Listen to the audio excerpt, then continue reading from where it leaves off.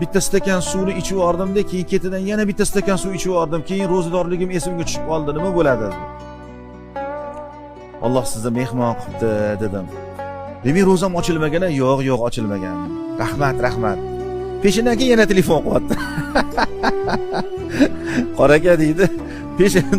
Peshinda hamma atrofimdagilar ovqatlanib o'tirdi, men bemalol bilan ovqatlanib o'tiribman deydi. U nima bo'ladi deydi. Sizni esingizda yo'qmi dedim.